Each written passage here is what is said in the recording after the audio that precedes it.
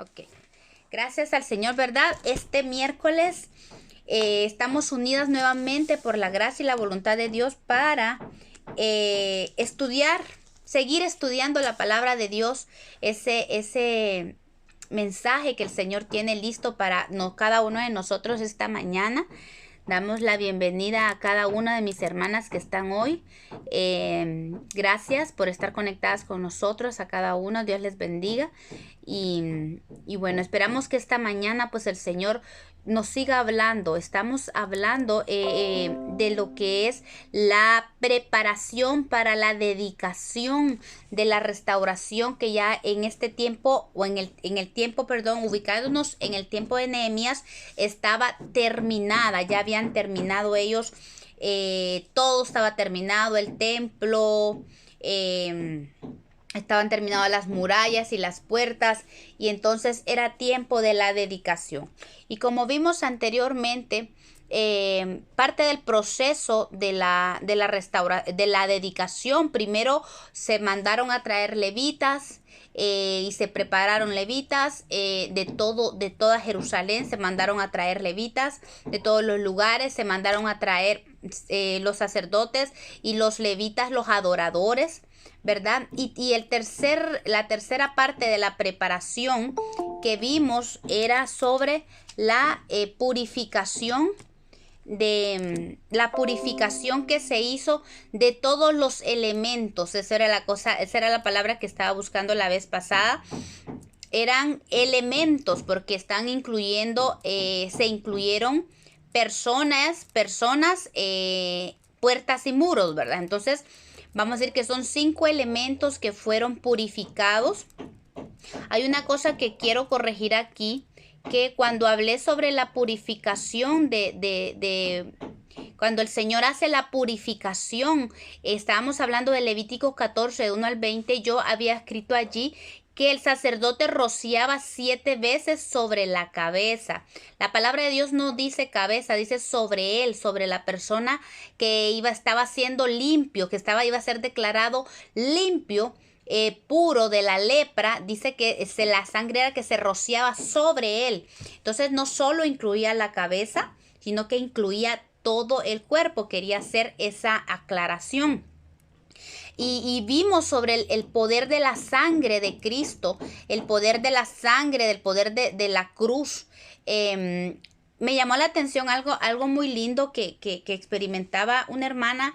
Me contaba que mientras ella adoraba al Señor, uno de estos días, el Señor le mostraba, el Espíritu le mostraba justo cuando latigaban a Jesús, y ella podía ver cómo la sangre caía como rociada, pero con mucha fuerza a la tierra, ¿verdad? Entonces, y mientras ella me contaba esa experiencia que ella tuvo en su intimidad con el Señor, el Espíritu Santo me hacía referencia a esto precisamente, que la sangre para hacer la limpieza era rociada sobre las personas, ¿verdad? Para limpiar o para purificar a alguien, la sangre era rociada. Y entonces yo podía asimilar a esto de que así como la visión que tuvo la hermana, que la sangre caía con fuerza a la tierra, es prácticamente como una figura. Lo mismo cuando el hisopo agarraba la sangre y la rociaba sobre la persona que estaba siendo purificada. Y obviamente, pues la tierra es, nosotros, el hombre fue hecha de la tierra. Entonces es como una figura, ¿verdad? Mientras el sacerdote agarraba sangre del sacrificio y la rociaba sobre la persona, mientras Jesús era latigado, esa sangre caía rociada sobre la tierra, y la tierra pues es una figura del hombre porque fue hecho de la tierra. Entonces quería comentarles esto porque me pareció muy interesante, muy lindo, y cómo el Señor enseña en todo, y cómo la palabra se interpreta a sí misma, que es lo lindo de todo esto. Hablamos también que la sangre, el agua, el poder del agua, ¿verdad? Que es la palabra de Dios, que nos lava. Y cerramos el miércoles pasado con el verso de Daniel 12:10 que dice: muchos serán limpiados y emblanquecidos y purificados. Los impíos procederán impíamente y ninguno de los impíos entenderá, pero los entendidos comprenderán. Y a esto es que queremos llegar, a ser entendidos para comprender lo que Dios está haciendo en este tiempo. Y siempre nos ubicamos en Nehemías capítulo 12, estamos en el verso 30, donde habla: y se purificaron los sacerdotes, los levitas, y purificaron al pueblo y las puertas y el muro. Este es el tercer paso de la preparación para la dedicación, que hablábamos de la purificación. Pero la semana pasada solo hablamos de la purificación de las personas.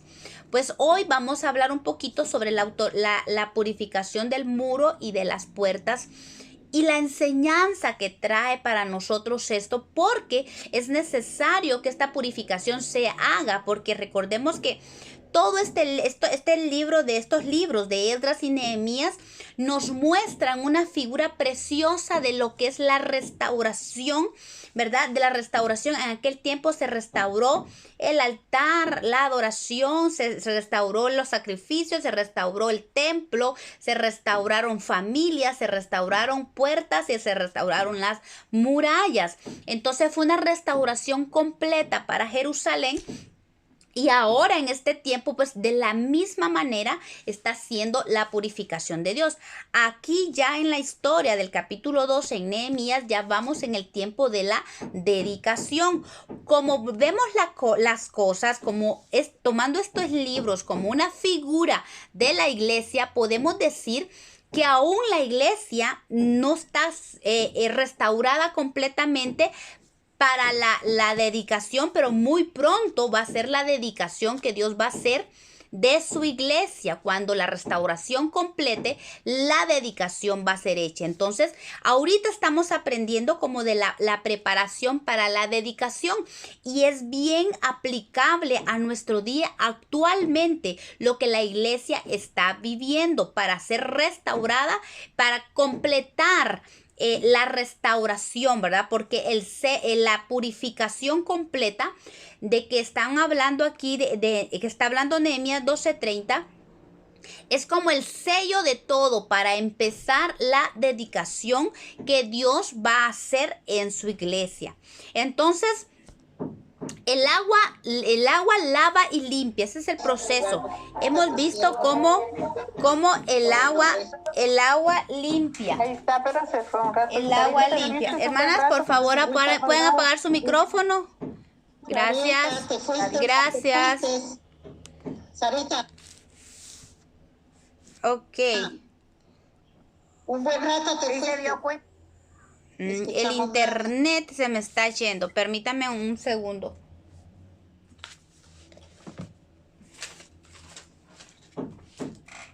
Empezaste, ya nos escuchamos.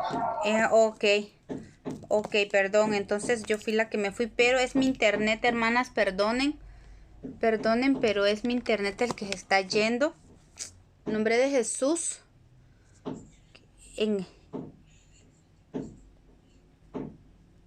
Oh, ya. Ok. Entonces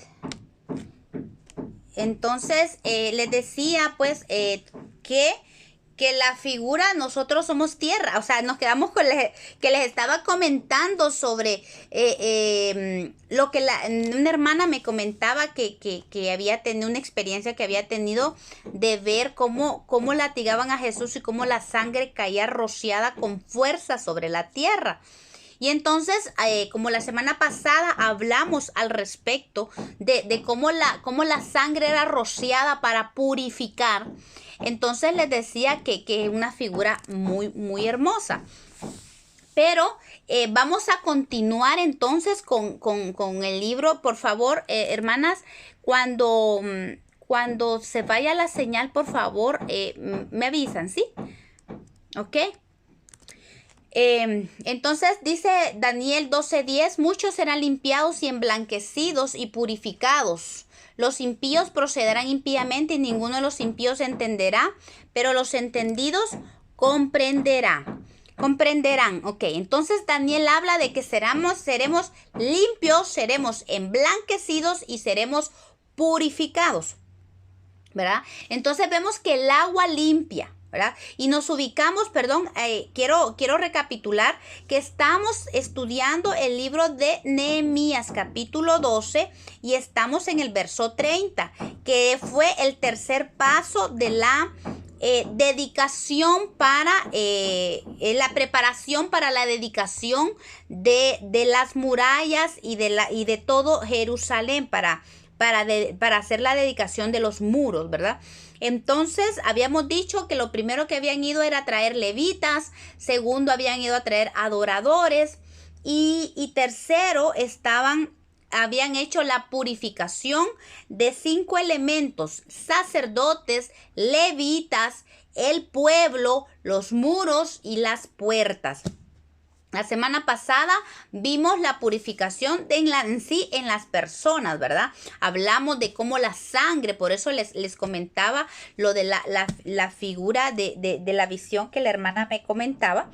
Entonces, para seguir, pues vamos a seguir con lo que hoy vamos a hablar sobre cómo se hizo la purificación de las murallas y de las puertas, ¿verdad?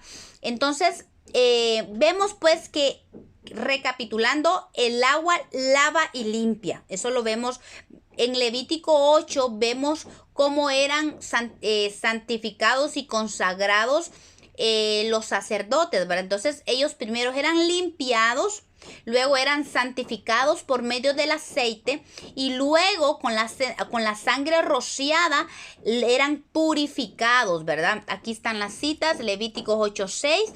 Entonces Moisés hizo acercarse a Aarón y a sus hijos y los lavó con agua. Después, dice, derramó el aceite de la unción sobre la cabeza de Aarón y lo ungió para santificarlo. Y luego tomó Moisés el aceite de la unción y de la sangre que estaba sobre el altar y roció sobre Aarón, sobre sus vestiduras y sobre la vestidura de sus hijos y sobre sus hijos, y los santificó. Y vemos pues que la sangre rociada es la que purifica. Hebreos 12:24 habla de la sangre rociada de Jesucristo, que habla mejor que la de Abel. Entonces, vamos a ver una cosa. Quisiera hacer una asociación entre lo que se restauró y lo que se está purificando. Lo primero que se restauró, si ustedes se recuerdan, fue el altar, la adoración y el servicio. ¿Recuerdan? Fue lo primerito que empezaron a trabajar cuando regresó Zorobabel, que fue el primer restaurador. Cuando él llegó, fue a restaurar el altar, se restauró la adoración y el servicio a Dios. Y eso lo podemos asociar con los sacerdotes y levitas que están siendo purificados. O sea, aquí en la purificación de los sacerdotes y levitas vemos que es como el sello final de esa restauración del altar, de la adoración y del servicio a Dios. Otra cosa que se restauró fue el templo, desde sus cimientos, y se restauraron las familias cuando ya vino Esdras a Jerusalén. Y eso lo podemos asociar con lo que se purificó ya aquí en Nehemías, que fue el pueblo. El pueblo es todo el resto de Jerusalén, todo el resto de judíos, ¿verdad? Que fueron purificados. Todo el pueblo que participó en la dedicación tuvo que ser purificado. Y recordemos que el cuerpo de Cristo, el pueblo de Dios, representa el templo. Por eso es que estoy asociando lo restaurado con lo purificado, ¿verdad? El pueblo de Dios es figura del templo o viceversa. El templo es figura del pueblo de Dios porque la iglesia es el cuerpo de Cristo. Y luego, bueno, las murallas y las puertas se restauraron y bueno, eso mismo fue purificado aquí ya en Nehemías capítulo 12. Es precioso ver la relación que existe entre lo restaurado y lo purificado. Porque los sacerdotes y levitas fueron purificados, siendo ellos los responsables de los sacrificios, de la adoración y del servicio a Dios. Son asociados entonces al altar, a la adoración y al servicio que fue restaurado en Esdras capítulo 3 del 1 al 9.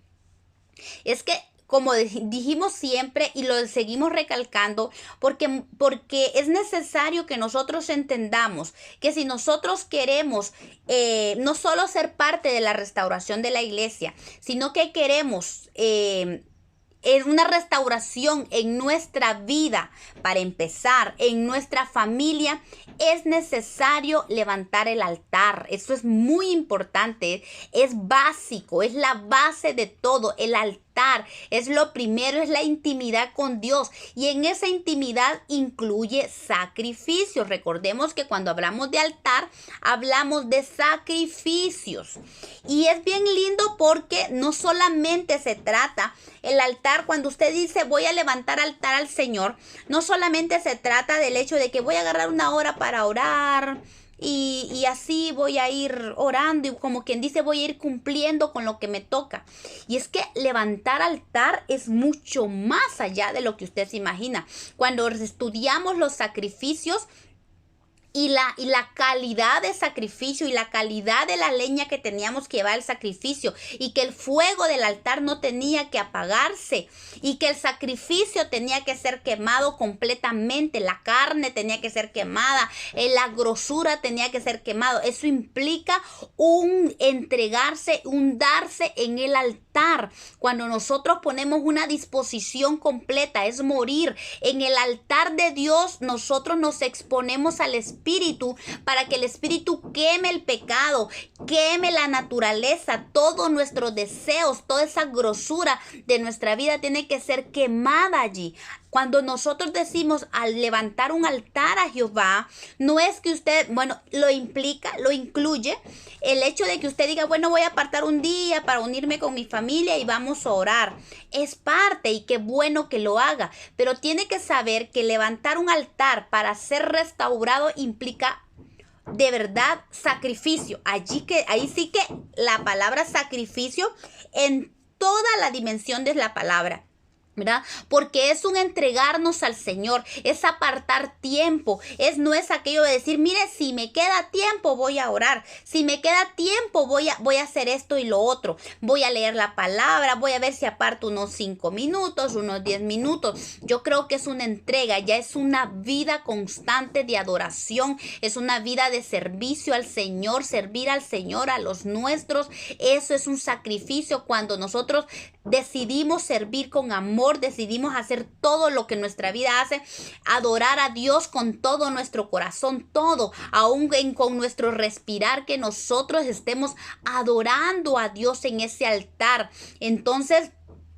es necesario que fluya de esa intimidad, de esos sacrificios en el altar. Tiene que fluir una adoración genuina de un corazón que paga el precio. Es que para esto hay que pagar un precio, para entender, para que Dios haga una obra de restauración. Y no es que Dios no la podría hacer de la noche a la mañana, pero es que los procesos son necesarios, porque en el proceso hay aprendizaje, en el padecer hay aprendizaje. Recordemos ese verso que nos motiva, porque cuando sabemos que el Hijo de Dios, aunque era hijo, por lo que padeció, aprendió la obediencia, cuánto más nosotros, que tenemos mucho orgullo, que tenemos un corazón duro, que tenemos un corazón altivo, imagínense cómo no será necesario que nosotros aprendamos a pagar el precio, a padecer por Jesucristo, para que haya una restauración no solo en nuestra vida, sino que en los nuestros. Hay que pagar el precio, hay que dejar de comer, hay que dejar de dormir, tenemos que sacrificar nuestra carne, tenemos que sacrificar nuestro tiempo de dormir, de verdad. A veces es necesario, y miren, a veces si se tiene que andar con ojeras o con bolsas en los ojos de verdad.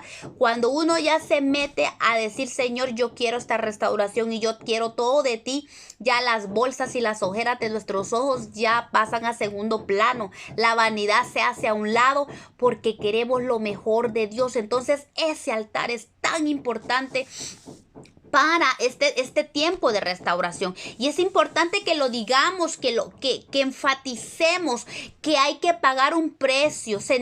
Necesitamos pagar ese precio. Tenemos que ofrecer nuestra vida en sacrificio vivo y santo. Eso es ofrecer nuestra vida en sacrificio santo al Señor, como dice Romanos 12, ¿verdad? Entonces no solamente dedicar una hora, es pasar tiempo con el Señor, es pasar tiempo con su palabra, es pasar aprendiendo de la palabra, es pasar experimentando esa guianza del Espíritu Santo en nuestra vida, es dedicar tiempo. Una de las cosas de humillarnos delante de Dios, una de las maneras, una de las armas poderosas en que nosotros nos humillamos delante de Dios es el ayuno. Por eso le digo, es un sacrificio donde nosotros dejamos de alimentar nuestro cuerpo, nuestra carne, y nos damos al Señor. Entonces el altar es tan importante, ¿verdad? Y luego lo siguiente que se restauró fue el pueblo, ¿verdad? El pueblo, cómo fue purificado, ¿verdad? Y eso es la base, eso es la figura de los cimientos del templo, el templo mismo y las familias que fueron restauradas. Ahí todo eso lo vemos en Esdras, en el libro de Esdras. Y es que los cimientos es la base firme de la palabra de Dios, que es el fundamento de nuestra fe. Gloria a Dios por la revelación que el Señor ha venido dando por medio de los siervos, ¿verdad? De los que en los últimos tiempos el Señor ha levantado siervos de Dios, trayendo otra vez a memoria la revelación que Dios ya había dado, pero que por muchos años, incluso siglos, esa revelación estuvo adormitada, ¿verdad? Dormida, pero el Señor en el último siglo de la iglesia ha venido levantando siervos poderosos con la revelación de Dios nuevamente a la iglesia, con la idea de que se estableciera una plataforma para que la iglesia de Cristo fuera restaurada, así como lo fue el templo de Dios.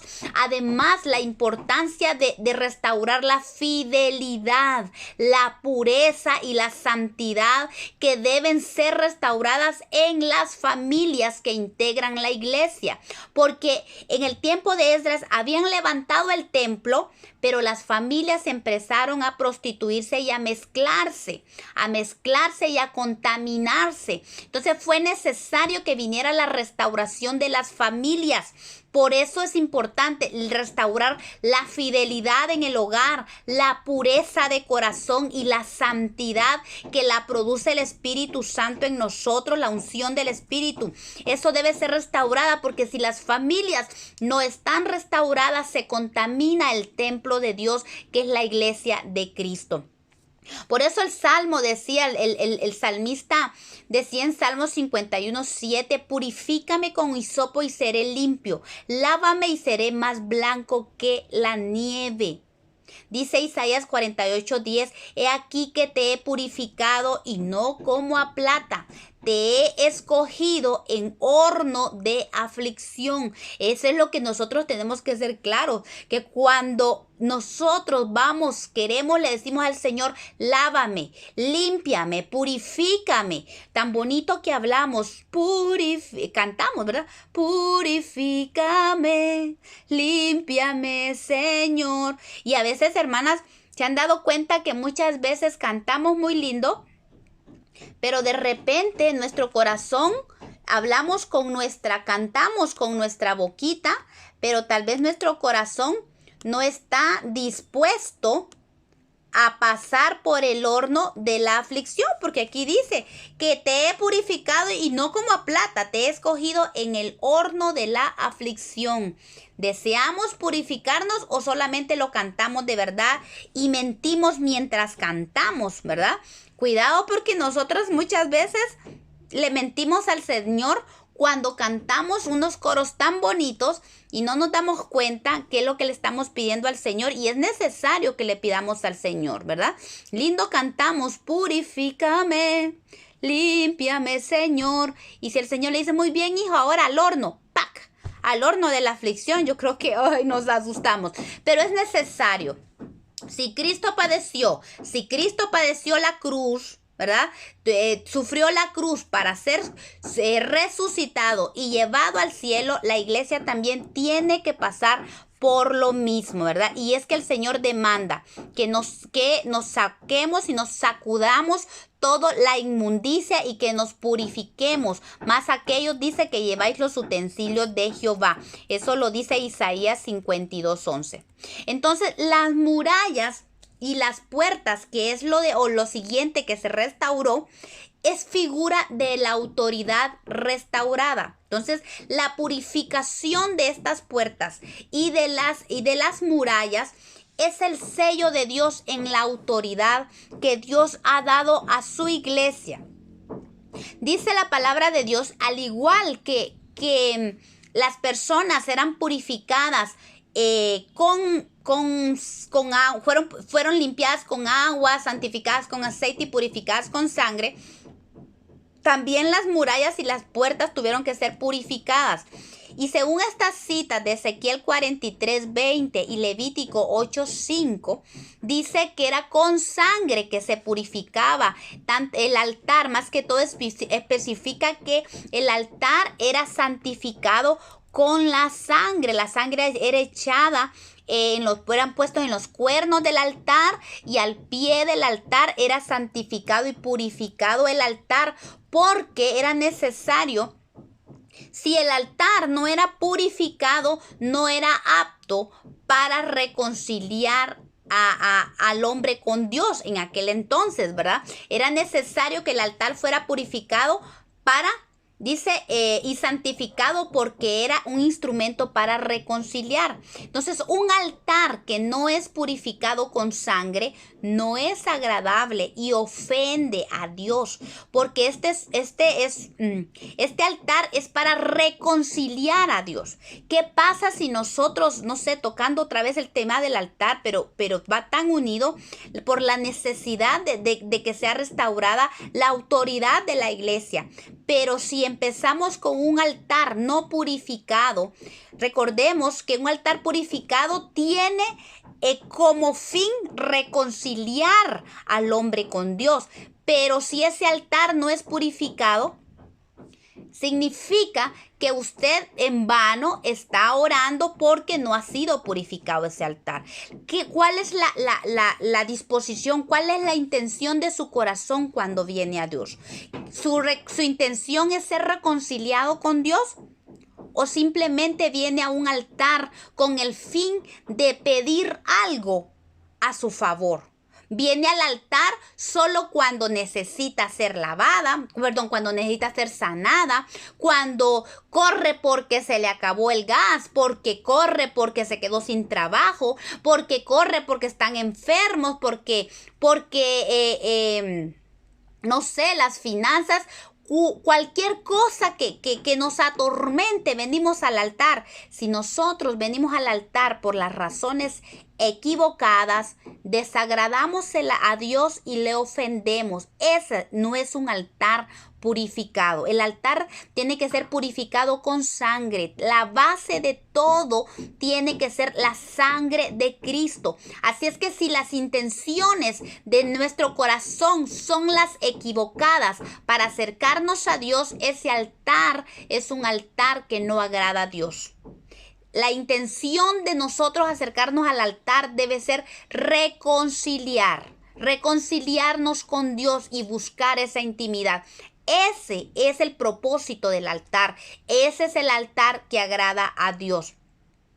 Al igual que toda obra de restauración debe ser purificada para que no ofenda a Dios. La base, como les digo, la base de todo es la sangre de Cristo. Todo tenía que pasar por la sangre. La sangre es la base, el sacrificio de Cristo. ¿Qué nos mueve a buscar a Dios? La sangre, ¿qué nos mueve? Esa santificación, esa purificación, ¿qué nos está moviendo? Entonces, las murallas y las puertas restauradas fueron fundamentales para el pueblo. ¿Por qué? Porque representaba su paz y su seguridad de sus enemigos. Las murallas y las puertas para la iglesia de Cristo representan esa autoridad que Dios le está restituyendo a la iglesia contra sus enemigos. El Señor está marcando límites. Está recordándole a Satanás otra vez más y a sus huestes que están vencidos y que no tienen más derechos. Por lo tanto, no puede prevalecer en contra de la iglesia. Y es que este es algo que yo pienso, considero, es mi opinión personal, considero que aún está en proceso. Porque muy poco estamos viendo la autoridad de la iglesia. Y es algo que tiene que ser restaurada. Empezando por nosotros, ¿verdad? Dice la palabra de Dios que en Mateo 16:18 habla y certifica que las puertas del Hades no prevalecerían en contra de la iglesia. Esa es una palabra declarada que salió de la boca del Señor. Pero ahorita vemos que esto no se está cumpliendo en la iglesia. Aún incluso podemos ver cómo el reino de las tinieblas inunda la iglesia misma, inunda al pueblo de Dios. Hay muchas tinieblas que están gobernando aún dentro de la iglesia. A mí me llamaba la atención hace unos meses o algún tiempo, escuché a un siervo de Dios hablando, donde decía que aún hay principados que están gobernando iglesias completas. Esas iglesias donde no le han dado la autoridad al Espíritu Santo para que gobierne en las iglesias, esas iglesias están siendo gobernadas por principados. Imagínense eso, qué tremendo. ¿Por qué? Porque la iglesia se le ha olvidado que tiene autoridad sobre el enemigo, sobre toda fuerza del maligno, ¿verdad? Dice la palabra de Dios que Jesús trajo su reino, el reino de los cielos, y Él estableció un gobierno y dio autoridad a los suyos. Jesús llamó a 12 discípulos. En Marcos 3, 14 al 15 dice, estableció a 12 para que estuviesen con Él y para enviarlos a predicar y que tuviesen autoridad. ¿Para qué? Para sanar enfermedades y para echar fuera demonios. Eso también dice Lucas 9:1. Marcos 6:7 también lo confirma, que comenzó a enviarlos, dice, a los 12, de 2 en 2, y les dio autoridad sobre los espíritus inmundos. Lucas 10, 19 al 20 dijo, he aquí os doy potestad de hollar serpientes y escorpiones y toda fuerza del enemigo y nada os dañará. Pero, dice el Señor, no se regocijen de esto, ¿verdad? No se regocijen de esto. Pero es tan importante que nosotros entendamos, la iglesia de Cristo entienda la autoridad que tiene. Por eso les decía, los muros, cuando Jerusalén levantó los muros por medio de Nehemías y este pueblo, levantaron las puertas y las murallas, ellos establecieron una paz y una seguridad para dentro de sus puertas en Jerusalén. Pero ahora en la iglesia vemos que eso no está siendo una evidencia clara. Eso nos llama la atención y empezamos a ver y entendemos qué significa que las murallas y las puertas de la iglesia no han sido restauradas. No completamente, están en proceso de restauración. Yo creo que es un llamado para cada uno de nosotros como hijos de Dios, que trabajemos en la restauración de la iglesia, de las murallas y de las puertas. Y muchas veces, fíjense que hay un engaño del enemigo donde dice, tú quieres tener autoridad y quieres echar fuera demonios. ¿Y cuál es tu intención? Tu ego, tu esto y lo otro. Y cuando vienen esos pensamientos, hay una humildad tan falsa en el creyente. Dice, ay no, Señor, yo quiero ser humilde, a mí no quiero que se me suba, porque qué tal que yo empiezo a ser usada por Dios para echar fuera demonios, para sanar, y si se me sube el ego. La cuestión es que tenemos que hacerlo unidos de la mano del Espíritu Santo. Yo creo que Dios nos está despertando a estos. Y es que esto no es... La autoridad que Dios le dio a la iglesia no es, mira, si querés, si ustedes quieren, pueden tomar la autoridad. No es una sugerencia. El Señor la dio. Y una vez que la dio, no dijo, mira, si querés tenerla por un tiempo y luego me la regresas. Él dio autoridad. Les dio autoridad sobre los espíritus inmundos.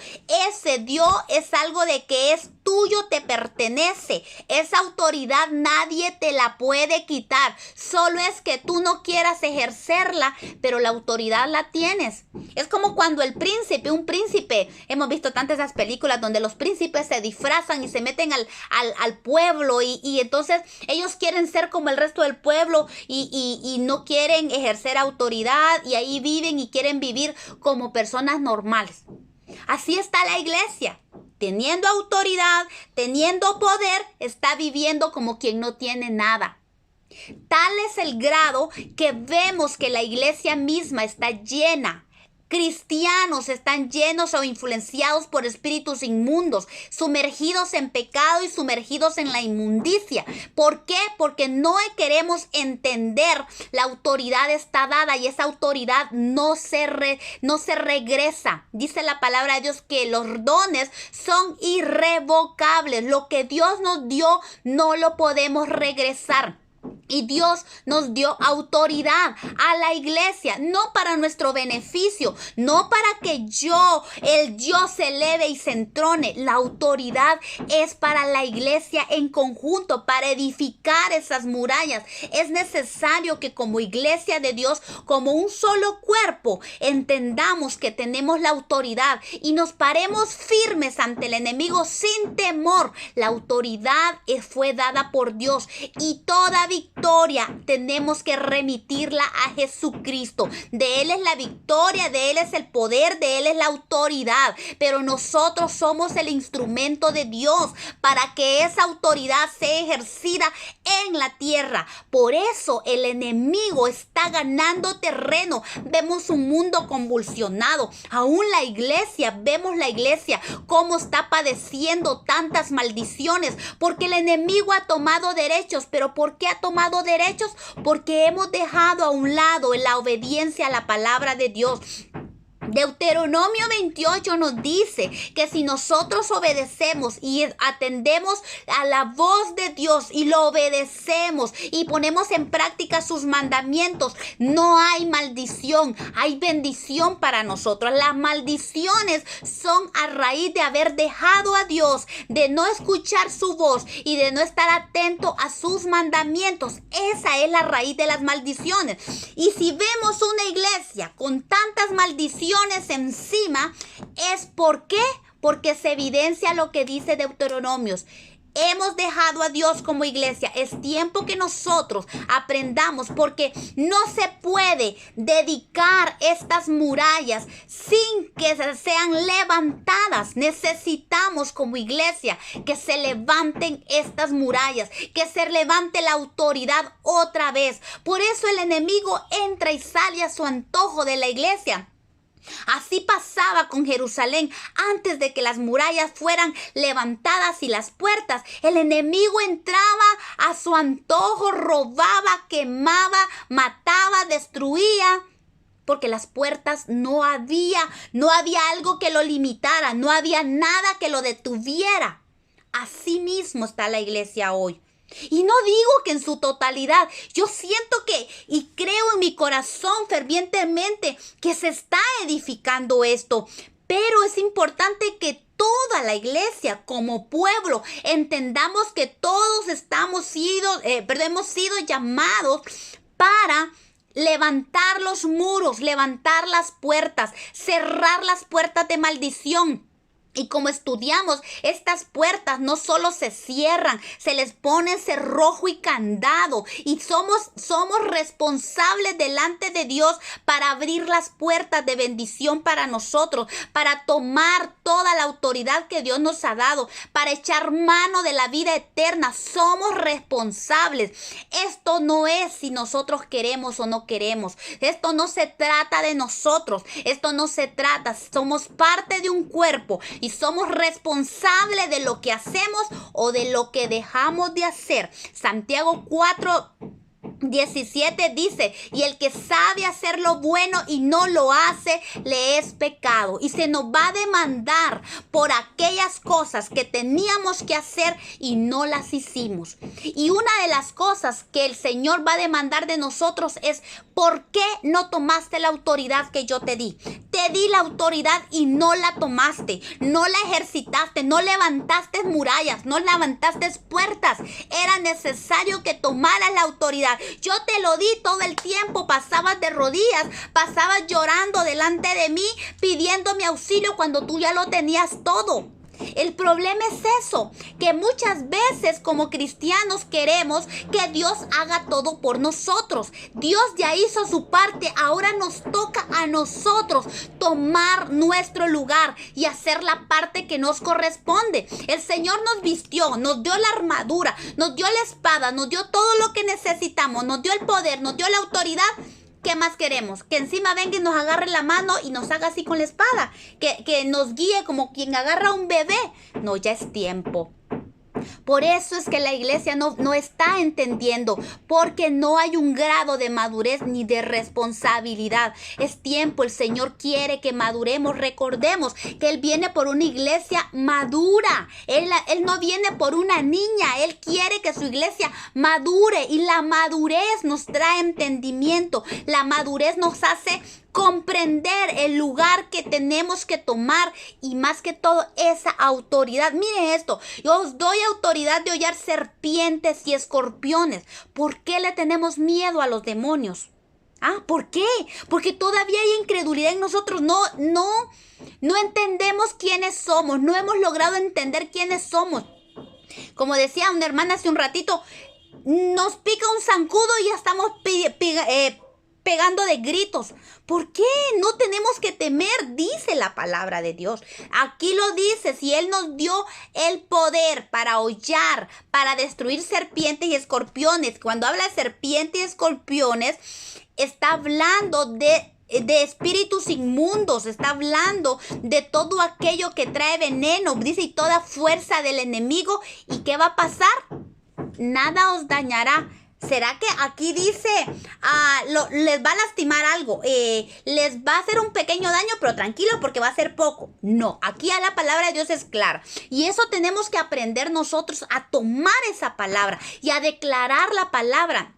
El poder que tiene la palabra. Aquí lo declara. Nada, hermana, hermano, nada te dañará. Si tomas la autoridad, si tomamos la autoridad de Cristo y tomamos el poder que Dios nos da y atacamos y peleamos contra el enemigo, contra los espíritus inmundos, contra los demonios que están viniendo a nuestra vida a atacarnos con maldiciones, atacándonos con enfermedades, atacándonos con diferentes situaciones adversas.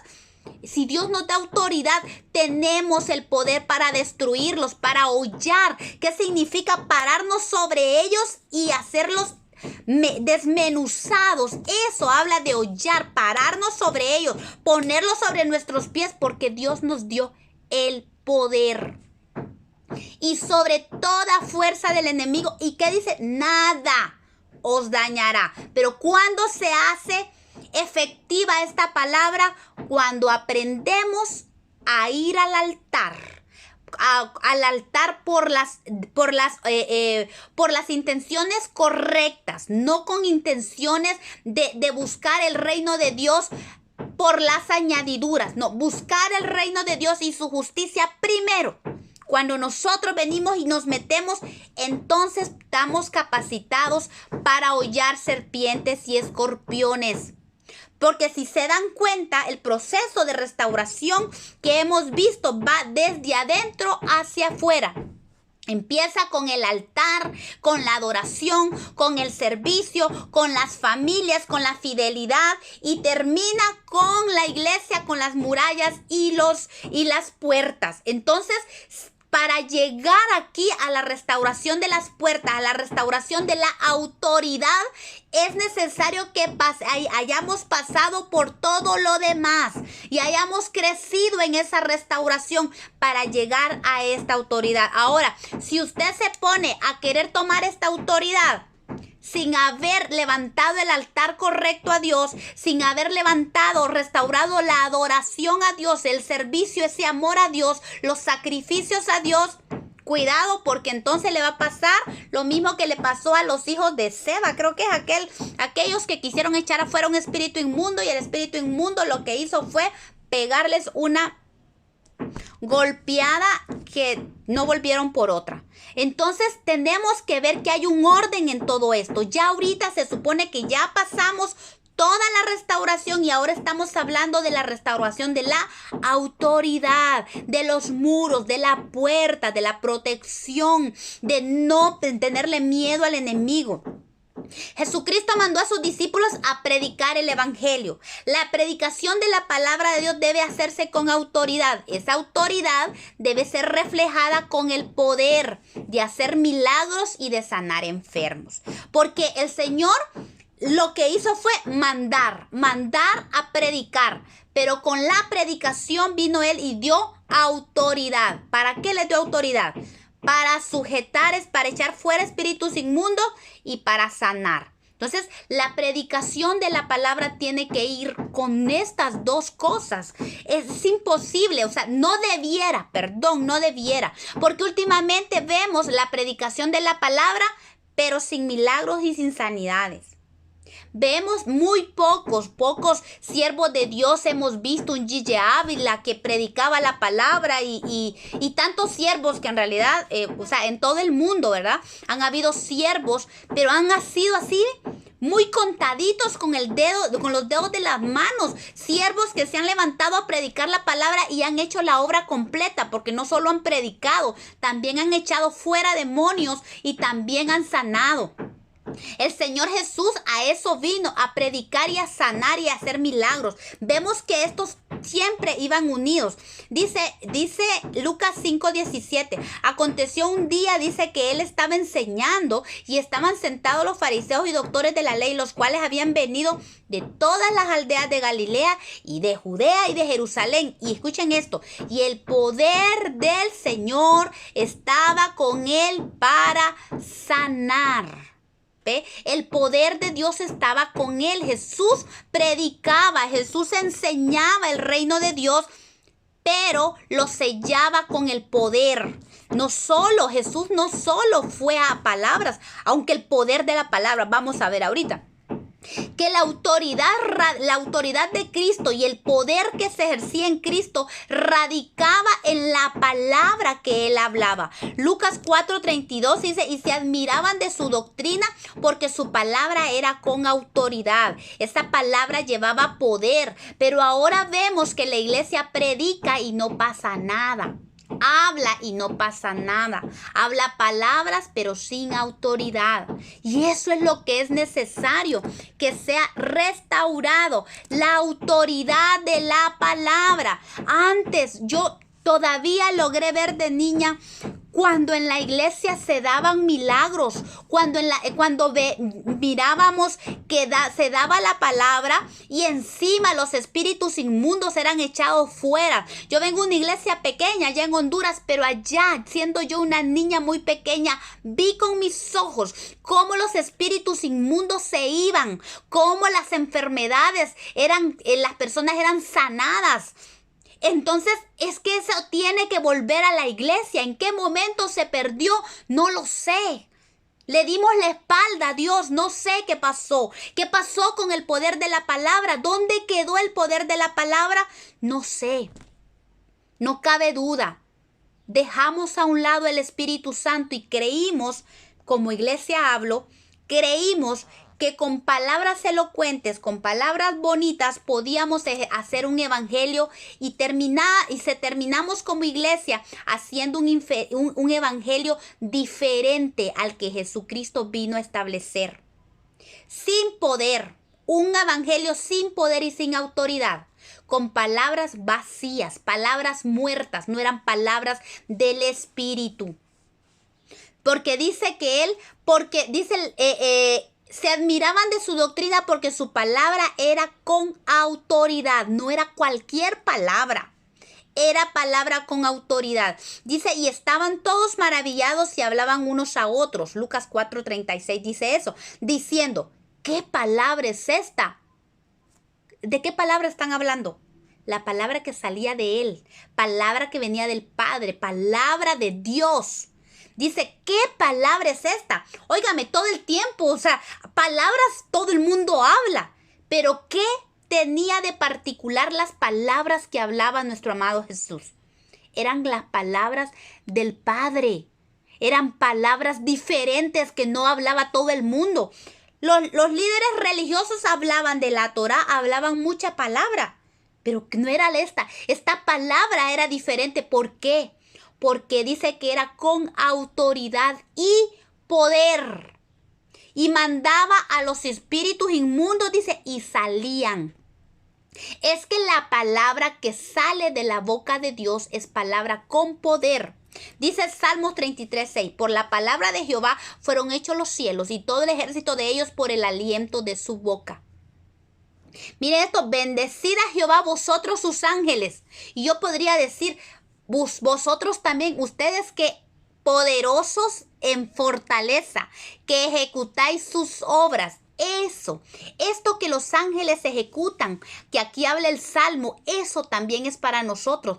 Poderosos en fortaleza, que ejecutáis la palabra de Dios, obedeciendo a la voz de su precepto. Miren que los ángeles hacen esto, pero ¿saben qué? Dios quiere que la iglesia haga esto. Que la iglesia se levante como poderosa en fortaleza y ejecute la palabra de Dios. ¿Por qué? Porque la palabra del rey es con autoridad, con poder. ¿Y quién le dirá, dice Eclesiastés, qué haces? Vamos a pasar un momento adelante. Entonces, a Jesús, aquel centurión le dijo, solo di la palabra y mi criado sanará. Porque la palabra que salía de la boca de Jesucristo era palabra con poder. Y Mateo 8:16 dice, y con la palabra echó fuera a los demonios y sanó a todos los enfermos. ¿Con qué? Con la palabra echó fuera a los demonios. El poder de la palabra echó fuera a los demonios y los sanó. Y ahora pregunto yo, ¿por qué ahora no está pasando eso? ¿Qué nos pasa como iglesia? Decimos palabra, pero entonces a esa palabra le falta algo. Le falta altar, le falta sacrificio, le falta adoración, porque allí en la intimidad con Dios es cuando la palabra genera poder. Ahí es donde la palabra que se nos da en esa intimidad, esa palabra tiene poder. Esa palabra es la que tiene la autoridad para echar fuera a los demonios y sanar a los enfermos. El apóstol Pablo hablaba de esto, que él llegó, dice, le habla a los corintios y les dice, cuando yo fui con ustedes, dice, anunciaron el testimonio de Dios, no fui con excelencia de palabras o de sabiduría. Muchos predicadores hablan tan bonito, son tan elocuentes, pero palabras sin poder. Dice el apóstol Pablo, pues no me propuse saber nada entre ustedes, cosa alguna, sino a Jesucristo y a este crucificado. ¿Y qué dice? Y estuve entre vosotros con debilidad y mucho temor y temblor. Y ni mi palabra ni mi predicación fue con palabras persuasivas de humana sabiduría, sino con demostración del Espíritu y de poder, para que vuestra fe no esté fundada en la sabiduría de los hombres, sino en el poder de Dios.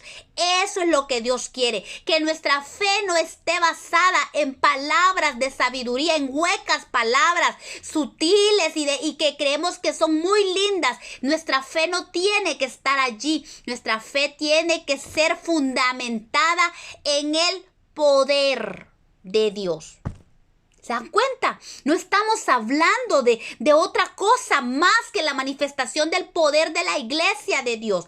El poder de Dios, en los cuales el enemigo debiera de temblar delante del pueblo de Dios.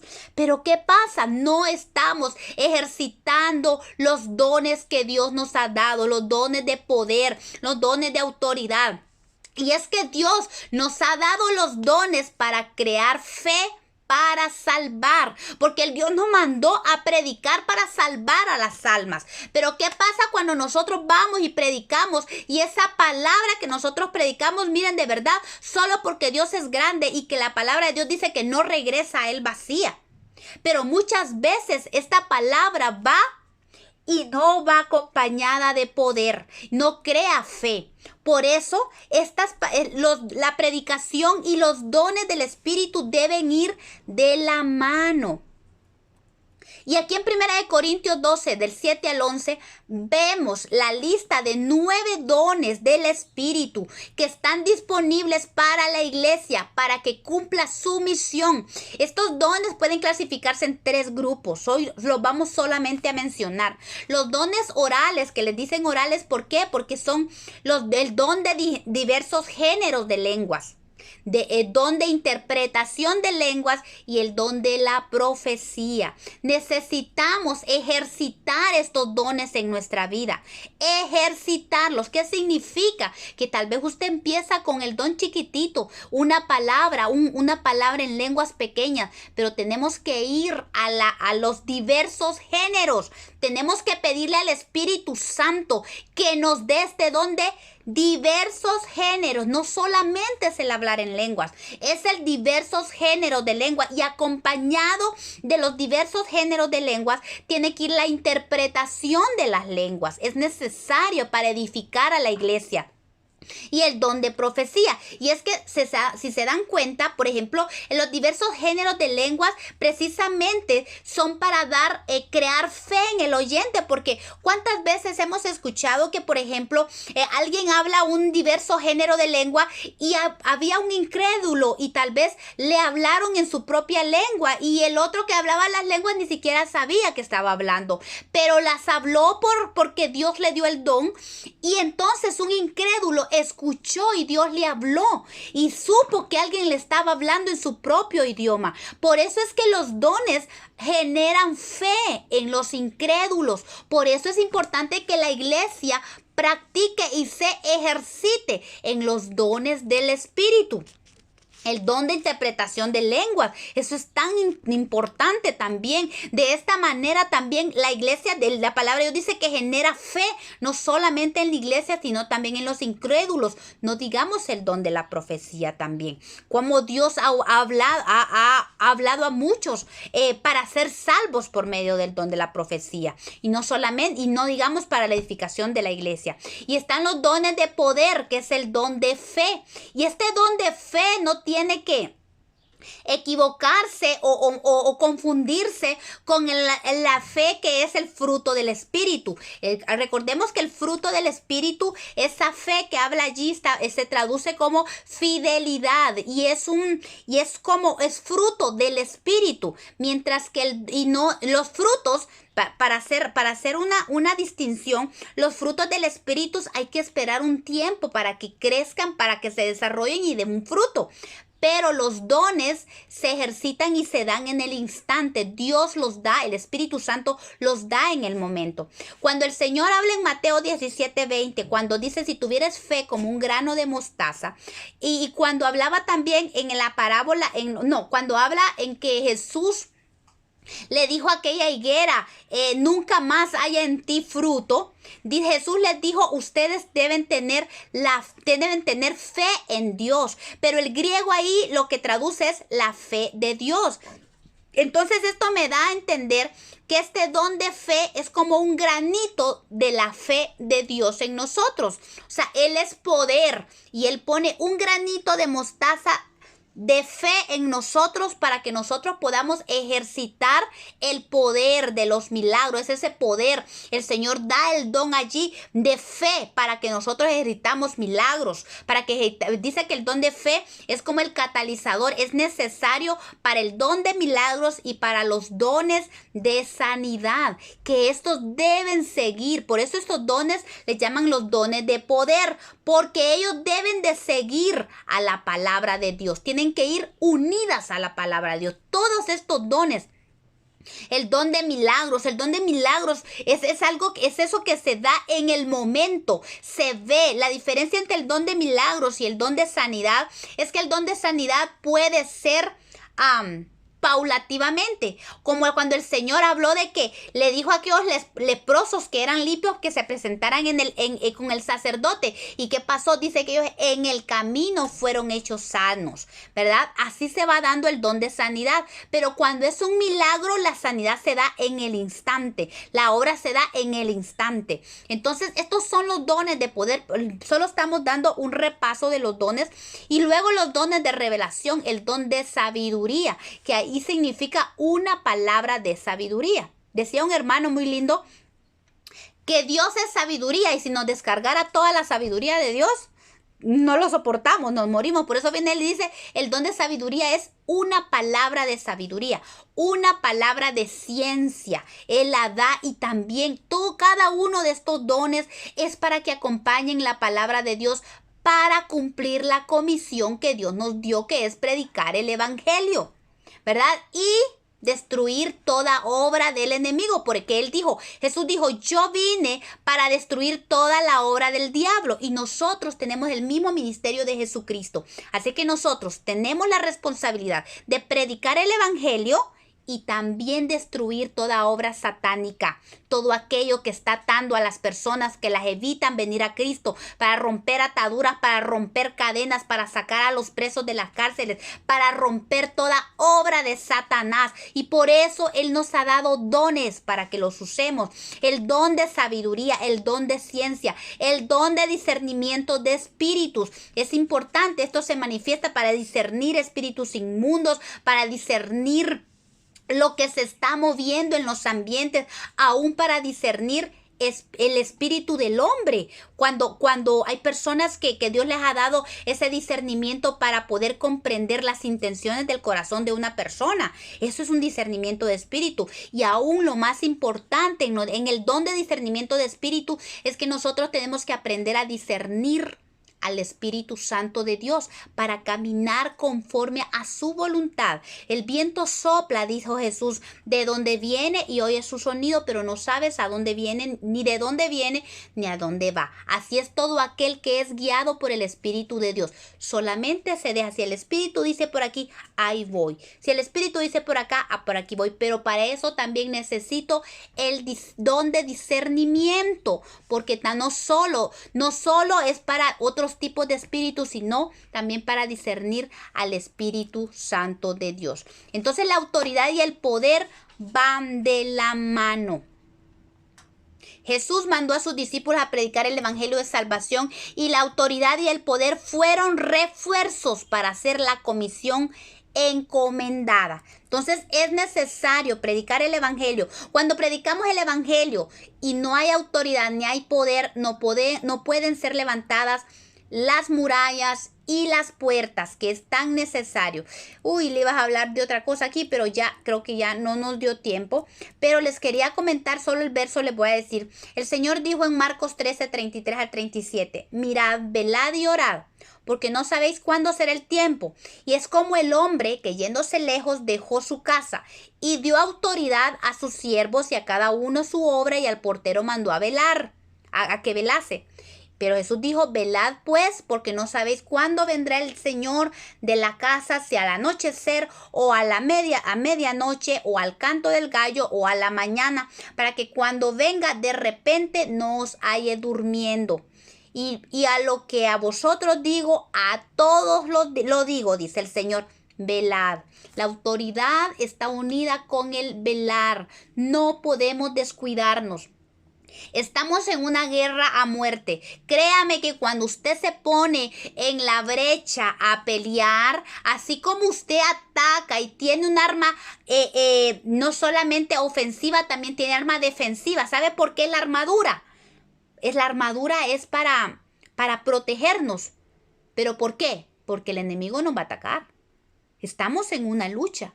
Y si usted se duerme, créame que si el enemigo la agarra dormido, nos agarra dormidos, ahí es donde él gana batallas. Por eso el Señor nos manda a velar. No podemos tener autoridad de Dios y dormirnos. Es tiempo ya que despertemos, dice el Señor, y que tomemos la autoridad y levantemos los muros y las puertas de la iglesia. Tomemos nuestro lugar. Tenemos un lugar, cada uno de nosotros tenemos un lugar en el cuerpo de Cristo, en el reino de Dios. Así es que es necesario que cada uno de nosotros no crea que porque usted solo es mamá, o yo solo soy esposa, o yo simple y sencillamente pues solo soy cristiana. Sí, no, cada uno de nosotros tiene un lugar en el reino de Dios y una responsabilidad, y es tomar esta autoridad. Y si nosotros no la tomamos, el enemigo sigue ganando terreno, sigue ganando derechos, nos sigue metiendo en enfermedad, nos sigue metiendo en maldiciones y gana los terrenos y nos roba, y él acumula despojos y va a despojo porque nos roba todas las bendiciones, todo nos roba. ¿Por qué?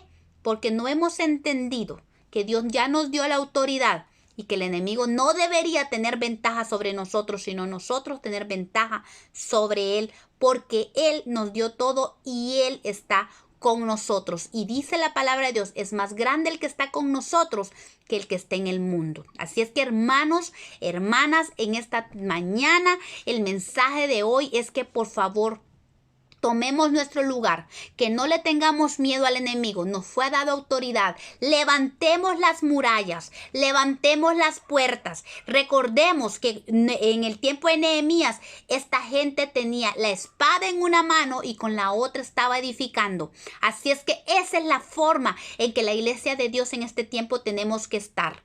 Con una mano la espada, listos, velando, para no dormirnos, porque el enemigo anda como león rugiente viendo a quién devorar. ¿A quién cree que devora? A los enfermos, a los débiles y a los que se duermen. Así es que, hermanas, hermanos, hoy el llamado del Señor es a que nos levantemos y despertemos y estemos listos para tomar esa autoridad y no le temamos al enemigo, porque Dios está con nosotros. Así es que a levantar ese altar como debe ser, a meternos con el Señor y tomar toda la autoridad de Dios para hacer frente al enemigo. Efesios 6:10 dice, tomad toda la armadura de Dios para estar firmes el día de la prueba, porque no tenemos lucha contra sangre ni contra carne, sino contra potestades, contra principados, contra toda obra de las tinieblas de este siglo, contra huestes espirituales de maldad en las regiones celestes. Así es que es necesario, tomemos nuestro lugar, tomemos nuestra armadura y no nos durmamos. Amén. Dios les bendiga.